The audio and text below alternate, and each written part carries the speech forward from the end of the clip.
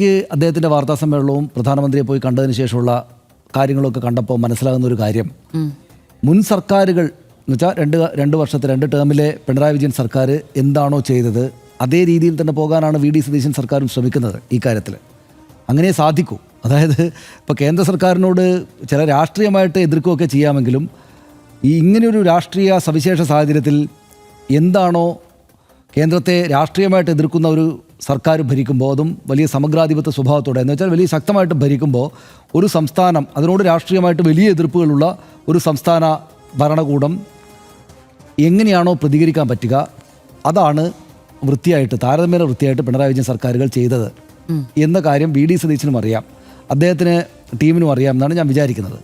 അപ്പോൾ ആ വഴിക്ക് തന്നെ പോവുക എന്നതാണ് കരണീയമായിട്ടുള്ളതിൽ ഏറ്റവും നല്ല കാര്യം എന്ന് അദ്ദേഹം വിചാരിക്കുന്നുണ്ടാകണം എന്ന് ഞാൻ വിചാരിക്കുന്നു. എനിക്ക് ഉറപ്പില്ല, പക്ഷേ എന്നാലും അതാണ് നമ്മൾ അദ്ദേഹത്തിൻ്റെ ശബ്ദത്തിൽ നിന്ന് കേട്ടത്. ഇപ്പോൾ അദ്ദേഹം PMC സംബന്ധിച്ച് PMC ഉറപ്പായിട്ട് ഞങ്ങൾ നടപ്പാക്കില്ല എന്ന് പറഞ്ഞില്ലല്ലോ, വിദ്യാഭ്യാസ മന്ത്രിയും പറഞ്ഞില്ല, PMC സംബന്ധിച്ച് അദ്ദേഹം പറഞ്ഞില്ല. നല്ല മെയ്വഴക്കമാണ് ഇത്തരം കാര്യങ്ങളെല്ലാം അദ്ദേഹം ചൂണ്ടിക്കാണിക്കുന്നത്. വയനാട് തുരങ്കപാതയെ എതിർത്തോ എന്ന് ചോദിച്ചപ്പോൾ ഞാൻ എതിർത്തില്ലല്ലോ. വയനാട് തുരങ്കപാതയ്ക്ക് ആവശ്യമായിട്ടുള്ള പാരിസ്ഥിതിക പഠനം നടത്തിയതിന് ശേഷം മാത്രമേ അത് കൊടുക്കാവൂ എന്ന എതിർപ്പാണ്. അല്ലെങ്കിൽ ആവശ്യമായ പാരിസ്ഥിതിക പഠനം നടന്നില്ലെങ്കിൽ ഞങ്ങൾ എതിർക്കും എന്നാണ് പറഞ്ഞതെന്ന് അദ്ദേഹം പറഞ്ഞു. അത് സോഷ്യൽ മീഡിയയിൽ കട്ട് ചെയ്തതാണ്, അതാണ് വസ്തുത.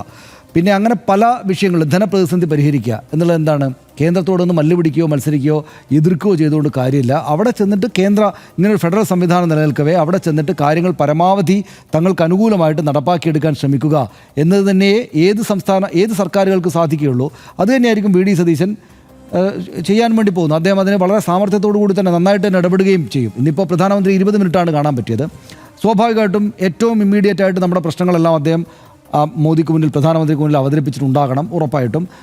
ഇപ്പോൾ ധനമന്ത്രിക്ക് മുമ്പിലാണെങ്കിലും ഈ കാര്യങ്ങളെല്ലാം അവരെ സംബന്ധിച്ചിടത്തോളം വി ഡി സതീശൻ എന്ന വ്യക്തി മാറി, മുഖ്യമന്ത്രി മാറി എന്നൊരു കാര്യം മാത്രമേ അവരെ സംബന്ധിച്ചിടത്തോളം ഉള്ളൂ. യഥാർത്ഥത്തിൽ അദ്ദേഹം പറയാൻ പോകുന്നതും പറയുന്ന കാര്യങ്ങളും എല്ലാം നേരത്തെ ഈ സംസ്ഥാനത്തിൻ്റെ ആവശ്യങ്ങളായിട്ട് അങ്ങോട്ട് എന്ന് ഇപ്പോൾ കടമെടുപ്പ് പരിധിയുമായി ബന്ധപ്പെട്ടാണെങ്കിലും ഒക്കെ PMCയുമായി ബന്ധപ്പെട്ട് സംസാരിച്ചിട്ടുണ്ടെങ്കിൽ അതുമൊക്കെ നേരത്തെ ഇവിടെ ഉണ്ടായിരുന്ന സർക്കാരിൻ്റെ തുടർച്ച തന്നെയാണ് അവിടെ ചെന്ന് പറയേണ്ടത്. പക്ഷേ ഒരു പ്രശ്നമുള്ളതെന്ന് വെച്ചാൽ അവരെ സംബന്ധിച്ചിടത്തോളം LDF സർക്കാർ പോലെ തന്നെയാണ് UDF സർക്കാരും. അല്ലേ, കേരളം അവർക്ക് കിട്ടാക്കനിയായിരിക്കുന്ന ഒരു സ്ഥലമാണ് കേരളം. പക്ഷേ അവർ കഠിനമായിട്ട് അധ്വാനിച്ചിട്ട് BJP ഇവിടെ സീറ്റുകളുടെ എണ്ണം കൂട്ടിയിരിക്കുകയാണ്.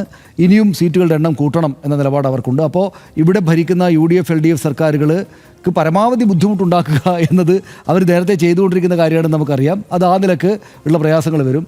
പിന്നെ PMC പോലെ ഈ കോൺഗ്രസിനും CPMനും എതിർപ്പ് രാഷ്ട്രീയമായിട്ടുള്ള സംഗതികൾ നടപ്പാക്കിയാൽ മാത്രമേ നിങ്ങൾക്ക് പണം തരൂ എന്ന നിലപാട്. ഇപ്പോൾ ശ്രീ എൻ ഷംസുദ്ദീൻ വിദ്യാഭ്യാസ മന്ത്രി പറയുന്നുണ്ട്, ഇപ്പോൾ നടപ്പാക്കിയാൽ മാത്രമേ പണം കിട്ടൂ എന്നൊന്നുമില്ല എന്ന് അദ്ദേഹം പറയുന്നുണ്ട്. അദ്ദേഹം പറയുന്നത് തന്നെയാണ് അതിൻ്റെ വസ്തുത. കാരണം അദ്ദേഹം മന്ത്രിയാണ്, അദ്ദേഹത്തിന് വിവരങ്ങൾ അറിയാമല്ലോ. ഇത് നടപ്പാക്കിയാൽ മാത്രമേ കേന്ദ്രം ഇങ്ങോട്ടേക്ക് പണം തരാവൂ എന്നൊന്നുമില്ല. പക്ഷേ പണം തരുന്നില്ല. അതായിരുന്നല്ലോ കഴിഞ്ഞ സർക്കാർ നേരിട്ട പ്രശ്നം. 1900 കോടിയോ മറ്റാണ് ഇവിടെ നിന്ന് കിട്ടാനുള്ളത്. ഇപ്പോൾ ആശുപത്രിയുടെ മുകളിലെല്ലാം പ്രധാനമന്ത്രി നരേന്ദ്രമോദിയുടെ ഫോട്ടോയും മറ്റും വെച്ചാൽ മാത്രമേ ഈ പണം കിട്ടൂ എന്ന് പറഞ്ഞപ്പോൾ അത് ഏതോ വിധത്തിൽ അവർ ആ പണം സംഘടിപ്പിച്ചെടുത്തു. ഇപ്പോൾ PMCയുമായി ബന്ധപ്പെട്ട് ആ വിഷയം ഉണ്ടായ കാലം തൊട്ട് ഞാൻ പറയുന്നത്, ഇവിടെ ഇതുമായി വായിച്ചു പഠിച്ചതും കാര്യങ്ങൾ മനസ്സിലാക്കിയും വെച്ച് ഞാൻ പറയുന്നത്, ഇതിപ്പോൾ ഒപ്പിടുക എന്നുള്ളതാണ് കരണീയമായ കാര്യം. എന്നിട്ട് വിദ്യാഭ്യാസം സംസ്ഥാന സർക്കാരിൻ്റെ ചുമതലയുള്ളതാണ്, ഞങ്ങളുടെ രീതിയിൽ മാത്രമേ നടപ്പാക്കൂ എന്ന് തിരിച്ചൊരു നിലപാടെടുത്താൽ മതി. രാഷ്ട്രീയമായിട്ട് അങ്ങനെ ഒക്കെ സംസ്ഥാന സർക്കാരുകൾക്ക് സാധിച്ചേക്കും എന്ന നിലപാടുള്ള പണം വേണ്ട എന്ന് തീരുമാനിക്കാൻ പറ്റുമോ? അതുകൊണ്ട് PMCയിൽ ഒപ്പിടുന്നതിൽ പിശവൊന്നുമില്ല എന്നായിരുന്നു എന്നെപ്പോലെ സാധാരണമായിട്ട് കാര്യങ്ങൾ കാണുന്ന ഒരാൾ വിചാരിച്ചിരുന്നത്. പക്ഷേ CPIക്കാർ വന്ന് വലിയ പ്രശ്നമാക്കി. അതിന് തൊട്ട് പിന്നാലെ കോൺഗ്രസിനും മറ്റുമൊക്കെ വലിയ എതിർപ്പ് വന്നു. പക്ഷേ ഇപ്പോൾ ഇവർ സംസാരിക്കുന്ന നോക്കൂ, അങ്ങനെ എതിർപ്പുള്ള ഇപ്പം വലിയ ഭൂരിപക്ഷത്തിൽ വന്ന് നിൽക്കുകയാണല്ലോ വി ഡി സതീശൻ സർക്കാർ. വലിയ ഭൂരിപക്ഷമുള്ള ഒരു സർക്കാരിൻ്റെ വിദ്യാഭ്യാസ മന്ത്രിയാണ് എൻ ഷംസുദ്ദീനും. പക്ഷേ ഞങ്ങൾ PMC പദ്ധതി നടപ്പാക്കില്ല എന്നല്ലല്ലോ അവർ പറയുന്നത്. ഇപ്പോൾ അവർക്ക് മുന്നിൽ ഒരു പിടിവള്ളിയുണ്ട്. എന്താണ്?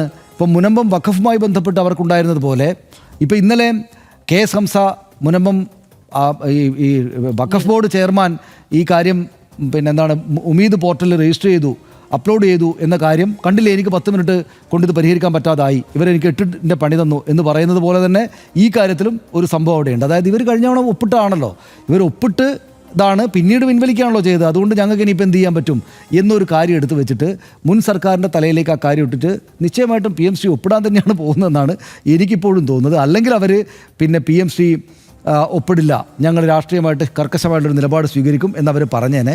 എന്തായാലും അതുണ്ടായിട്ടില്ല എന്ന കാര്യം അതിനകത്തുണ്ട്.